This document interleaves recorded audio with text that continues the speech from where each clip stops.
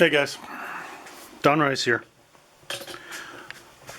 working on the Corsair, and what I've been playing with here is this hatch cover, which is hinged. So yeah, there you go. You can see there's a couple of Robart hinges there. I think I might have showed this to you. This has been done for I don't know, maybe a year. Certainly since the early in 2014. Anyway, so under here is where all the switches and gauges and all that crap's gonna go. And other things that have been going on. Well, let's see. You can see the green tape here. Super high tech. So one of the things that, well, most people don't do it, on the F4U1A, it had, this area was beveled in. I have no idea why. I suspect it's because as the canopy closes, there's stuff here that, I don't know, as it closes, this is getting what? I have no idea why that's there. Anyway, it's there, so now it's on mine. This was foam. And then I cut away I put some blue foam in there, filed and rasped it all down, coated it with some fiberglass, primer, yada yada. All of which was in preparation for making this thing. This is the armor plate. Still have to put all the nuts and bolts and the headrests and stuff like that on it. But the armor plate goes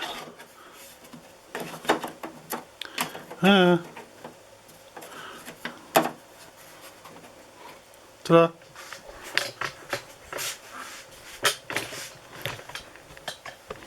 Okay, so it goes there. And so then I started playing with, for those of you who know, this hole here is where there's a gas cap that goes there, and the gas cap looks exactly like this. And so my first thought was to turn this into a slidey switchy thing where this would go into a receiver inside the inside the fuselage, and this would move back and forth. And so I made this. This is 3 pieces of brass soldered together. And then I made this, which is G10. This is 3 pieces of 15 thousandths G10. There's a top piece and a bottom piece, and then there's 2 C-shaped pieces, making essentially a 25 to 30 thousandths inch gap there in the middle, and so that's so this thing could slide in there. Ta-da! Makes a little pocket. How friggin' cool, right? Okay, so, and then the idea was that this would go in here, lines up like that. There, you can just see, zoom in a little. You can just see that thing over there. And the reason it's offset from the center is because inside, if you guys will remember from, I don't remember, a long time ago, this is the trolley that moves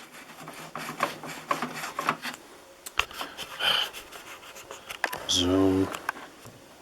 So this is the trolley that moves, there, you can see the pieces moving for the canopy. And so this piece hooks up to a Jelly actuator that runs back all the way up to just behind, well, it connects right about here, right behind the firewall. And so all of that stuff is happening just about 1/4 of an inch below the level of the fuselage and the level of this hatch. So therefore,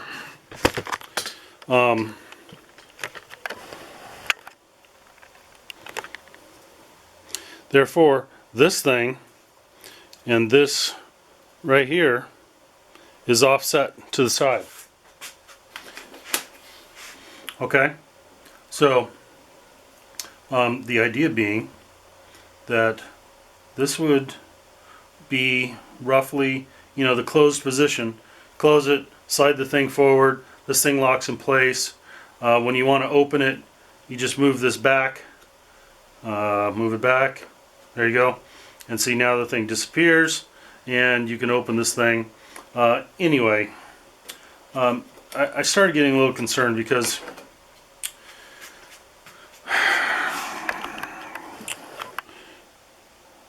here's 3 pieces of brass and 4 pieces of G10, and I was going to have to make some kind of a little bulkhead to solder onto here, and then another bulkhead back here that would get glued on, probably out of G10, and then there would be a push rod that ran between these two, and a spring so that this thing would always be under pressure to spring forward and engage the hatch. Alright, so that's at least another 1, 2, 3, 4, at least another 4 parts. Oh yeah, and there's the part that hides all of this and brings the cap up to the proper level, which is these guys. Alright, so, you know, pretty soon you're talking about an awful lot of parts. 12, I think, if I remember right.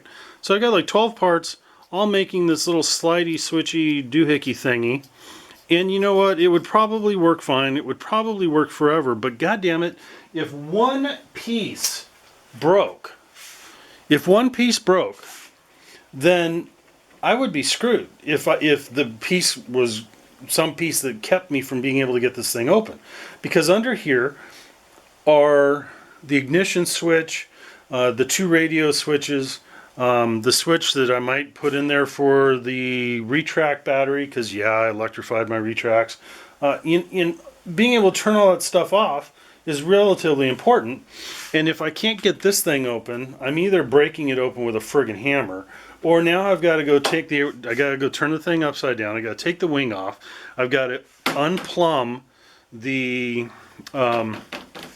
gas tank, which is in here. I've got to pull the radio plate, which runs across right behind the gas tank, and so that's the servos, the rudder servos, the receivers, the bat. You know, oh my God!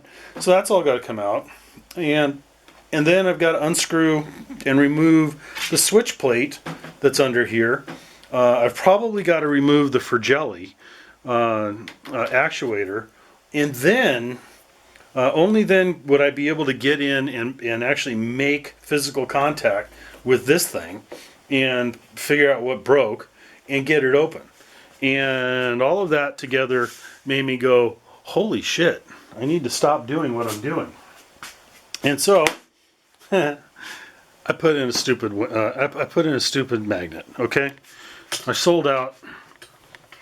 I went from, you know, overly complicated to overly simple. Thanks to all the guys on RCSB. Thank you very much. I appreciate it. It doesn't take too much effort to open it. I should be able to open it with just the amount of grip that I get on, you know, on this thing. Actually, I could probably test that. Nope, I can't because it won't go. Well, I could move this, turn it around. Do. There we go. I could probably just tack glue that in, you know, for a test. But anyway, maybe I can't open it. Oh, that would be awesome. So, open. Well, I think I'm going to be able to open it, although that was the first test. And, well, you could say that that didn't go all that well. Anyway, if you were to feel around here, you'd realize that I've got a really, really good seal on this gas tank cover. There's virtually no gap around here at all. Really happy with that.